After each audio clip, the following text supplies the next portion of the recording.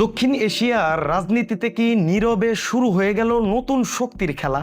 এমন একটি খেলা যার কেন্দ্রবিন্দুতে এবার রয়েছে আমার প্রাণের প্রিয় বাংলাদেশ।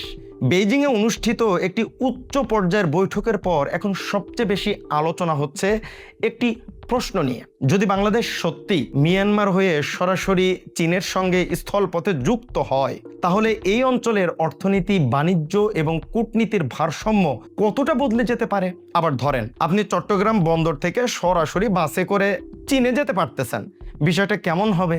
আজকের ভিডিওতে এমন কিছু গোপন সমঝোতা এবং চুক্তি সহ বিভিন্ন সম্ভাবনা নিয়ে আমরা আলোচনা করব, যা সত্যি আপনাকে অবাক করে দিবে। মূল ভিডিওতে যাওয়ার আগে ছোট্ট একটা অনুরোধ করছি, চ্যানেলে যারা নতুন আসছেন সকলেই দয়া করে আমাদের এই নতুন চ্যানেলটি একটু সাবস্ক্রাইব করে আমাদেরকে সাপোর্ট করবেন। তো চলেন বিসমিল্লাহ বলে শুরু করি।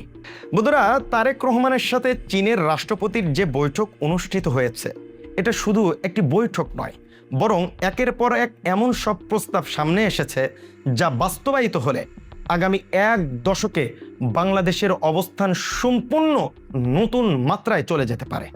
অর্থনৈতিক করিডর, সমুদ্র বন্দর, প্রতিরক্ষা, সংলাপ, তিস্তা, রোহিঙ্গা সংকট, শিক্ষা, স্বাস্থ্য, এমনকি ভবিষ্যতের আঞ্চলিক জোট পর্যন্ত সব কিছু মিলিয়ে এই সফরকে অনেকেই একটি সম্ভাব্য টার্নিং পয়েন্ট হিসেবে দেখছেন।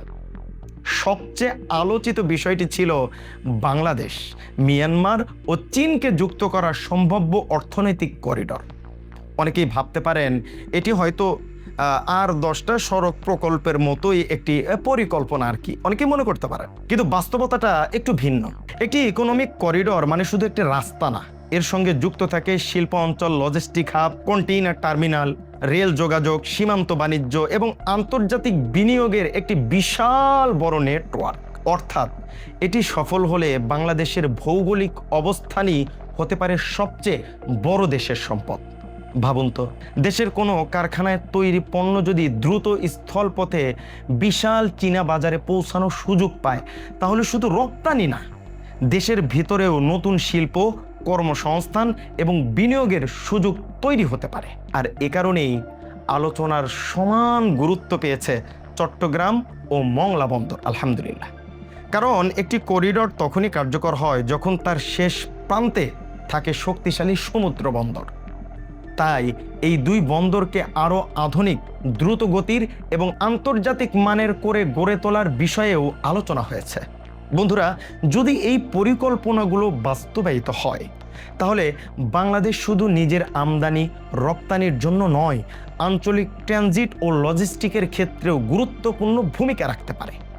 একই সঙ্গে তিস্তা মহাপরিকল্পনা এবং নদী ব্যবস্থাপনা নিয়েও সহযোগিতার বিষয়টিও কিন্তু আলোচনায় এসেছে এবং প্রধানমন্ত্রী জনাব তারেক রহমান একটা বার্তায় স্পষ্ট জানিয়েছেন সংসদে বসে যে তিস্তা মহাপরিকল্পনা যে কোনো মূল্যে বিএনপি সরকার বাস্তবায়িত করবে। আলহামদুলিল্লাহ, দীর্ঘদিন ধরে আলোচনায় থাকা এই সব প্রকল্প আবারও কিন্তু সামনে আসতেছে এবং আসার কারণে বোঝাই যাচ্ছে যে অবকাঠামোগত সহযোগিতাকে আরও বিস্তর পরিসরে নেওয়ার চেষ্টা চলতেছে দুই দেশের মধ্যে। কিন্তু সফরের সবচেয়ে বড় স্পর্শকাতর অংশ ছিল প্রতিরক্ষা কৌশলগত সম্পর্ক। দুই দেশের মধ্যে পররাষ্ট্র ও প্রতিরক্ষা পর্যায়ে নিয়মিত সংলাপের একটি কাঠামো নিয়ে আলোচনা হয়েছে, যাকে আন্তর্জাতিক কূটনীতিতে 2+2 ফরম্যাট বলা হয়। এই ধরনের সংলাপ সাধারণত নিরাপত্তা, আঞ্চলিক স্থিতিশীলতা এবং দীর্ঘমেয়াদী কৌশলগত সহযোগিতা নিয়ে হয় বন্ধুরা। ফলে অনেকের নজর এখন সেদিকেই। এর পাশাপাশি রোহিঙ্গা সংকট তো ছিলই আলোচনার গুরুত্বপূর্ণ বিষয়, এটা আপনারা সবাই জানেন। বাংলাদেশের অবস্থান ছিল খুব স্পষ্ট। রোহিঙ্গাদের নিরাপদ, স্বেচ্ছায় এবং মর্যাদাপূর্ণ প্রত্যাবাসনের জন্য কার্যকর উদ্যোগ প্রয়োজন, এটা তারা বাংলাদেশ স্পষ্ট জানিয়েছে। এক্ষেত্রে মিয়ানমারের সঙ্গে আলোচনার সহযোগিতার আগ্রহের কথাটাও কিন্তু উঠে আসছে। শুধু তাই না, স্বাস্থ্য খাতে উন্নয়ন প্রযুক্তি, শিক্ষাক্ষেত্রে নতুন সহযোগিতা, ভাষা শিক্ষা, ভিসা প্রক্রিয়া সহজ করা এবং ভবিষ্যতের অর্থনৈতিক অংশীদারিত্ব নিয়েও আলোচনা হয়েছে বন্ধুরা। অর্থাৎ বিষয়টি কেবল একটি প্রকল্প বা একটি চুক্তির মধ্যে সীমাবদ্ধ নয়, বরং এটি একটি দীর্ঘমেয়াদী সম্পর্কের রূপরেখা তৈরির প্রচেষ্টা বলেই মনে করছেন অনেক পর্যবেক্ষক।